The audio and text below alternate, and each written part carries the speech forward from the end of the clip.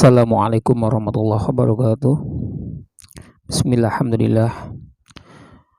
Puji syukur kehadirat Allah Subhanahu wa taala karena pada hari ini kita bisa melanjutkan perkuliahan pendidikan anti korupsi, yaitu dengan tema faktor-faktor penyebab korupsi. Untuk ini kita pertemuan yaitu kelima kali. Kalau pertemuan kemarin yaitu kita review materi. Ini pertemuan kelima yaitu kita melanjutkan materi selanjutnya yang berjudul faktor-faktor penyebab korupsi. Marilah kita mulai perkuliahan pada hari ini dengan bacaan basmalah bersama-sama. Bismillahirrahmanirrahim. Semoga apa yang akan kita pelajari mendapatkan ridho dari Allah Subhanahu wa taala. Amin amin ya rabbal alamin. Oke, kita masuk ke latar belakang. Korupsi adalah suatu tindak pidana yang merugikan banyak pihak. Penyebab adanya tindakan korupsi sebenarnya bervariasi dan beraneka ragam. Akan tetapi, secara umum dapat dirumuskan sesuai dengan pengertian korupsi, yaitu bertujuan untuk mendapatkan keuntungan pribadi atau orang lain secara tidak sah. Dari pertemuan awal sampai pertemuan kelima ini, tetap ada masing-masing definisi terkait dengan korupsi. Banyak kasus korupsi yang sampai sekarang tidak diketahui ujung pangkalnya. Korupsi tidak akan pernah bisa kita pisahkan dari apa yang dinamakan dengan kekuasaan. Di mana ada kekuasaan, pasti ada korupsi. Hal ini telah terjadi menjadi suatu kodrat dari kekuasaan itu sendiri, yang menjadi pintu masuk bagi terjadinya suatu tindakan korupsi. Kekuasaan dan korupsi yang selalu berdampingan layaknya seperti dua mata sisi uang, yang merupakan hakikat dari pernyataan yang disampaikan oleh Lord Acton dari Universitas Cambridge. Sesuai dengan definisinya, korupsi sebagai perilaku yang menyimpang merupakan suatu tindakan yang melanggar aturan etis formal yang dilakukan oleh seorang dalam posisi otoritas publik atau penguasa. Jadi ini rada fokusnya ke otoritas, ke penguasa, ke pemerintahan.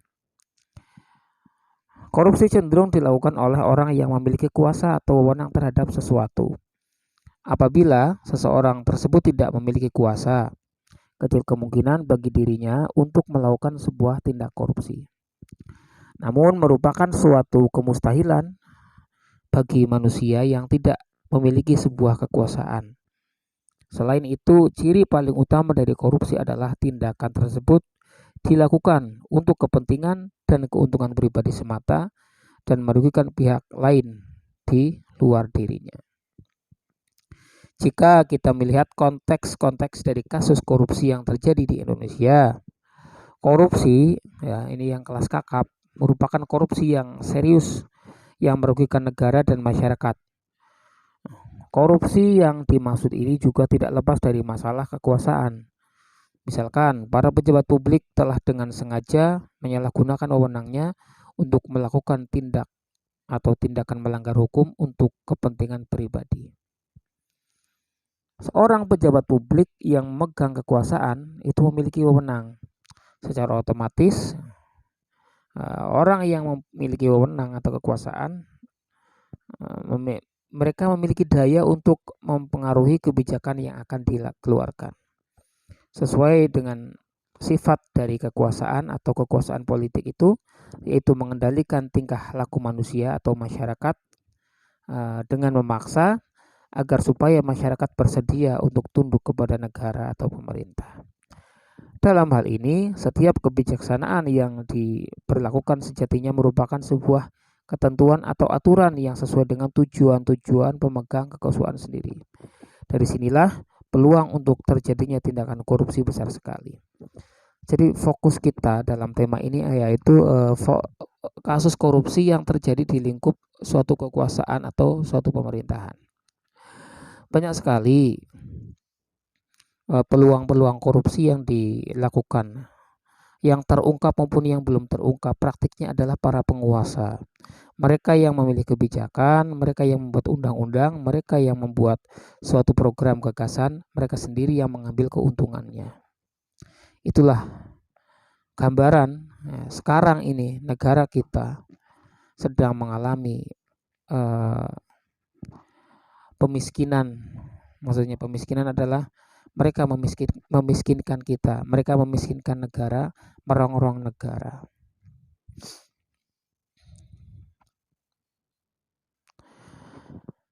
Masuk ke pembahasan bab 2.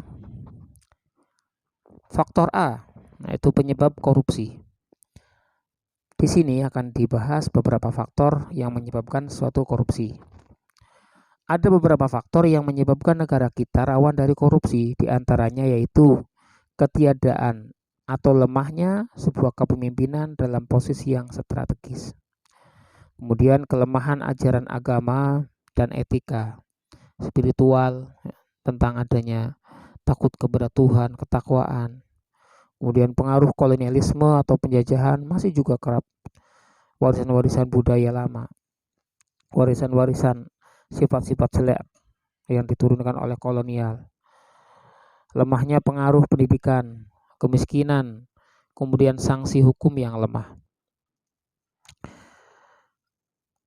Langkanya lingkungan yang bersih dari korupsi, kemudian faktor penyebab korupsi dapat diidentifikasi dalam 4 faktor sebagaimana dalam buku yang berjudul yaitu Peran Parlemen dalam Membasmi Korupsi di ICW 2000, yaitu sebagai berikut.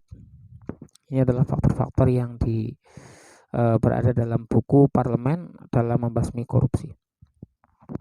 Yang pertama, jelas yaitu faktor politik. Politik merupakan salah satu penyebab terjadinya korupsi. Hal ini dapat dilihat ketika terjadi instabilitas politik. Kepentingan politis para pemegang kekuasaan bahkan ketika meraih dan mempertahankan sebuah kekuasaan. Perilaku korup seperti penyuapan, politik uang merupakan fenomena yang sering terjadi. Terkait dengan hal itu, memberikan gambaran bahwa money politics sebagai use of money and material benefits.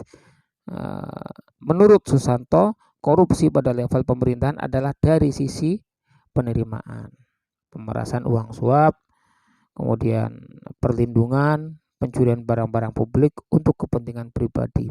Tergolong korupsi yang disebabkan oleh konstelasi politik. Jadi faktor utama adalah yang dihadirkan faktor politik. Karena apa? Politik itu yang bisa masuk kemana saja. Berdagang pun dengan politik. Bernegara apalagi dengan berpolitik. Merubah jabatan, merubah undang-undang dasar, RUU, rancangan undang-undang juga dengan politik. Lebih kasarnya ada money politik atau politik uang. Jangan lagi ada lagi yang biasa marak di masyarakat sekeliling kita adalah money politik terjadi ketika musim-musim politik praktis pilkada, yang tidak kenal dengan senyum-senyum, promosi, kenal serangan fajar untuk memilih agar menjadi Dewan Perwakilan. Itu yang sangat buruk dan busuk dari faktor politik. Para pelaku korupsi atau korupsi politik ini yang mempunyai kekuasaan politik dengan segala kewenangan, kesempatan, dan saran dapat memperlancar dan memiliki modus operandi dalam memperkaya atau menguntungkan diri sendiri, kemudian orang lain atau koperasi. Yang dirisaukan banyak orang, pemegang kekuasaan politik itu bisa mengubah aturan-aturan untuk melemahkan upaya pemberantasan penindakan korupsi, misalnya dalam Undang-Undang MD3 atau rencana revisi Undang-Undang KPK. Nah, ini imbasnya apa? Dengan faktor politik ini, mereka tidak mencuri uangnya, tapi mereka mencuri sebuah kebijakan. Mereka merubah, merevisi undang-undang sesuai dengan pesanan para orang-orang yang melakukan tindakan korupsi.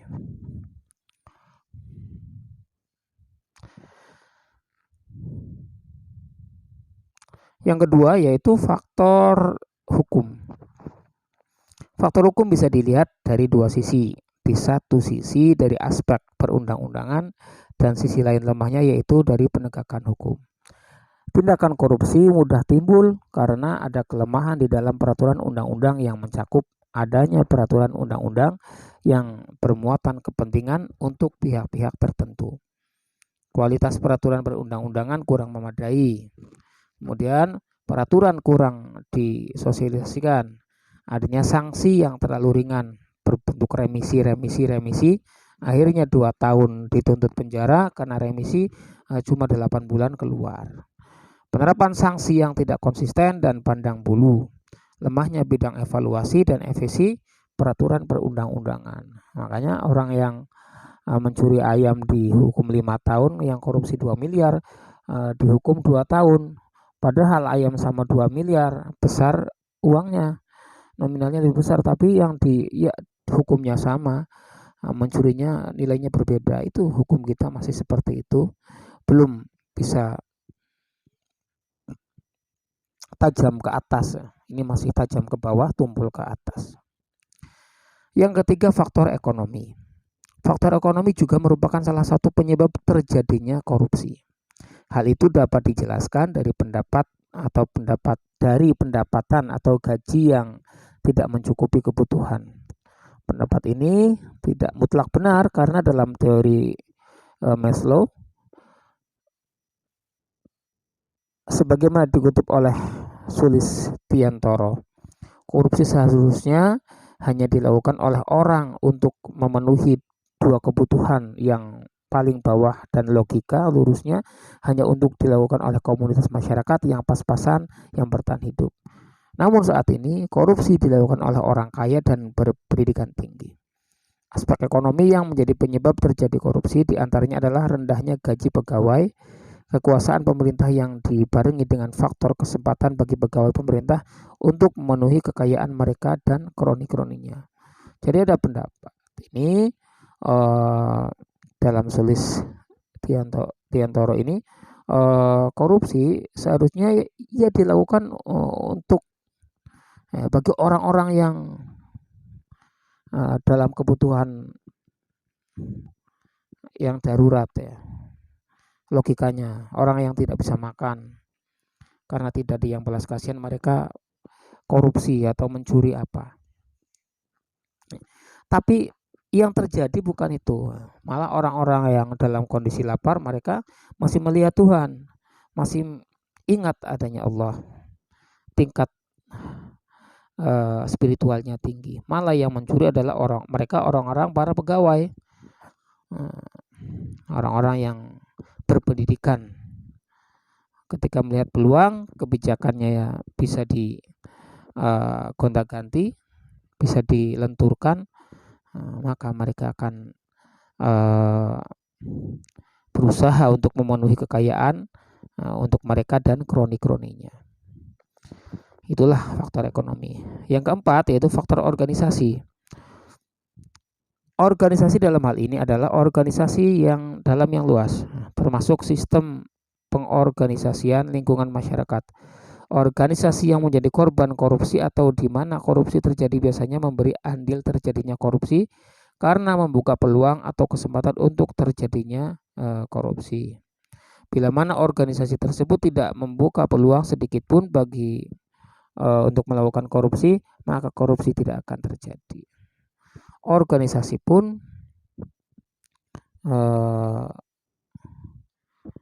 ikut ambil juga ya, ada faktornya juga. Dengan adanya organisasi ini membentuk suatu tim yang terorganisir. Tim yang terorganisir, di situ ada istilahnya, ada ketua gengnya, ada tim lapangannya. Maka ini suatu organisasi yang menjadi jembatan untuk melakukan suatu tindak korupsi. Itulah faktor-faktor yang menyebabkan terjadinya korupsi secara garis besar atau secara umum. Banyak lagi teman-teman bisa pelajari, faktornya banyak sekali kalau kita perinci atau tafsil, dalam sebuah kegiatan kita sehari-hari ataupun lingkungan masyarakat, banyak sekali celah yang belum tertuliskan di dalam buku atau perkuliahan. Silakan nanti antum bisa cari-cari apa saja praktik yang bisa menimbulkan dari korupsi.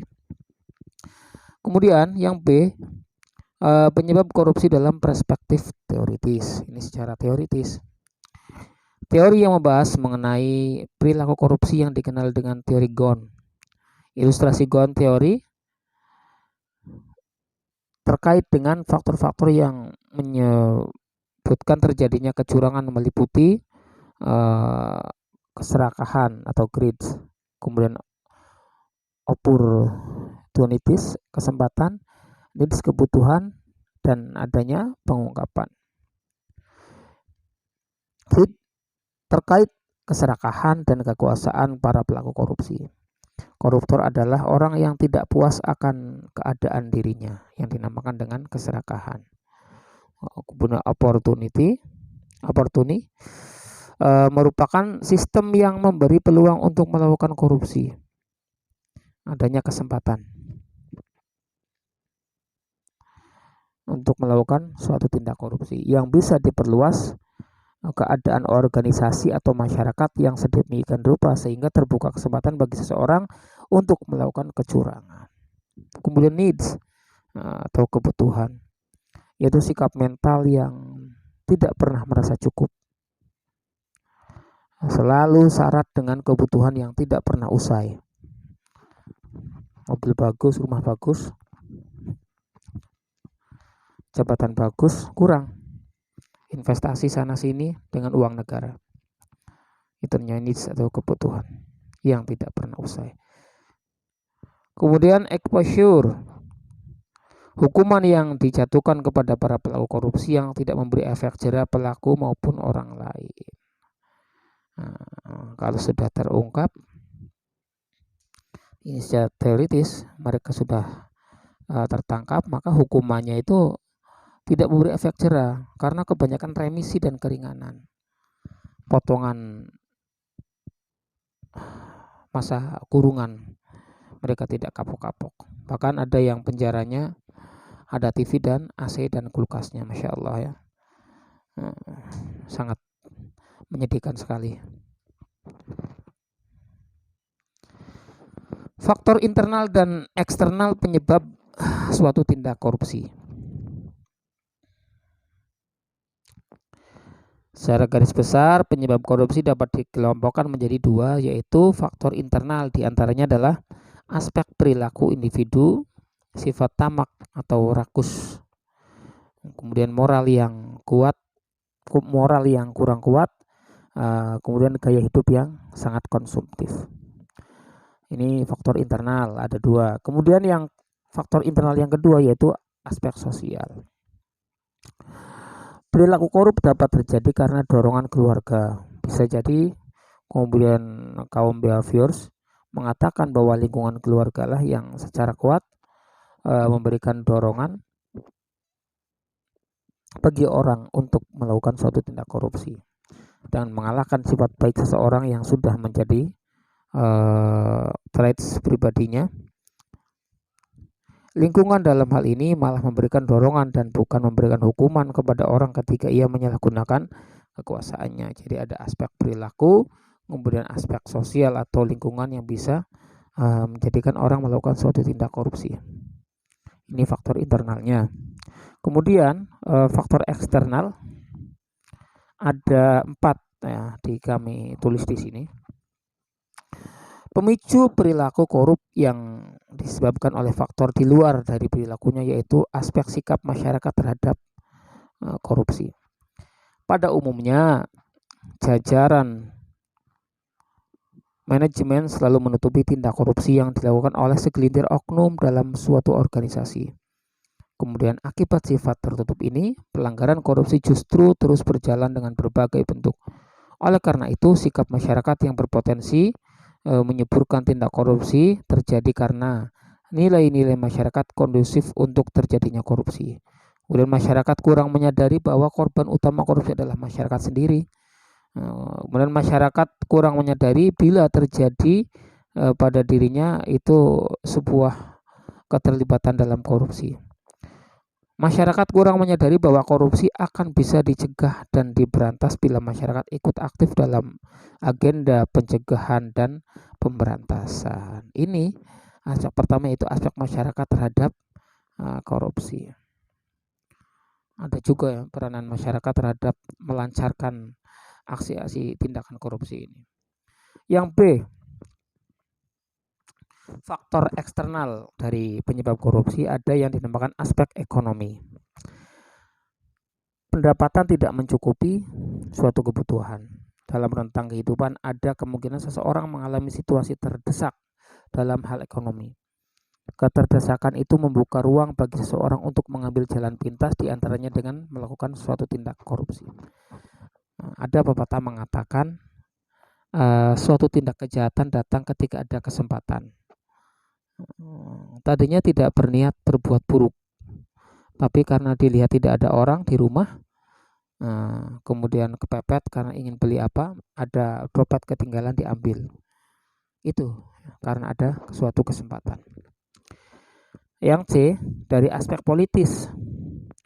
Menurut Harjo, bahwa kontrol sosial adalah suatu proses yang dilakukan untuk mempengaruhi orang-orang agar bertingkah laku sesuai dengan harapan masyarakat. Kontrol sosial dapat dijalankan dengan menggerakkan berbagai aktivitas yang melibatkan penggunaan kekuasaan negara sebagai suatu lembaga yang diorganisasikan secara politik melalui lembaga-lembaga yang dibentuknya. Dengan demikian, adanya instabilitas politik, kemudian kepentingan politik meraih dan mempertahankan kekuasaan sangat potensi menyebabkan sebuah perilaku korupsi. Maksudnya apa? Persis yang dituliskan dalam yang pertama, aspek politis tadi. Adanya kontrol sosial. Politik itu kan mengkontrol tindak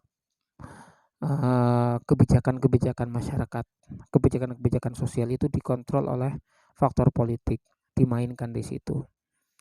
Jual beli jabatan, kemudian pengurangan masa kurungan, keringanan hukum korupsi, kemudian perbuatan yang sudah jelas korupsi dianggap bukan korupsi, jenis-jenis korupsi lain ditutupi, itu namanya aspek politis. Ini malah yang paling berbahaya dari beberapa faktor tadi, karena kalau politis ini sudah kotor, politik sudah masuk ke ranah-ranah korupsi, semuanya hancur. Karena politik yang saya tadi omongkan, politik bisa masuk kemana saja, ke perdagangan, dalam sebuah agama pun juga dengan adanya pasti ada politik. Apalagi suatu kenegaraan, apalagi suatu pemangku jabatan, undang-undang dan lain, itu syarat dengan politik. Kalau politik ini dikontrol oleh orang-orang yang suka korup, maka ila akhirih, ya, sampai akhir pun akan seperti ini kondisinya. Yang D, aspek organisasi. Aspek-aspek penyebab korupsi dalam sudut pandang organisasi meliputi kurang adanya sikap keteladanan pemimpin, tidak adanya kultur budaya organisasi yang benar, kurang memadainya sistem akuntabilitas atau tanggung jawab, kemudian kelemahan sistem pengendalian, manajemen, dan lemahnya pengawasan. Nah, ini adalah beberapa faktor internal penyebab dari korupsi. Ya, sampailah ke penutup. Kesimpulannya, korupsi pada dasarnya dapat terjadi kapan saja dan di mana saja, menyentuh semua kalangan di dalam masyarakat. Korupsi muncul bahkan tanpa sebab. Korupsi merupakan akibat dari sebuah situasi kondisi di mana seseorang membutuhkan penghasilan lebih atau merasa kurang terhadap apa yang diperoleh jika menjalankan usaha dengan cara-cara yang sah. Korupsi merupakan tindak yang tidak lepas dari pengaruh kekuasaan dan kewenangan yang dimiliki oleh individu maupun kelompok, dan dilaksanakan baik sebagai kejahatan individu atau profesional maupun sebagai bentuk dari kejahatan korporasi, dilakukan dengan kerjasama antara berbagai pihak yang ingin mendapatkan keuntungan, sehingga membentuk suatu organisasi yang saling melindungi dan menutupi keburukan masing-masing. Korupsi merupakan cerminan dari krisis kebijakan dan representasi, dari rendahnya akuntabilitas birokrasi publik. Begitulah ikhwafillah, semoga apa yang kita pelajari mendapatkan manfaat dan barokah untuk kita semua. Marilah kita tutup dengan bacaan alhamdulillah bersama-sama. Alhamdulillahirabbil alamin. Jazakumullahu khairan. Akhirul kalam. Assalamualaikum warahmatullahi wabarakatuh.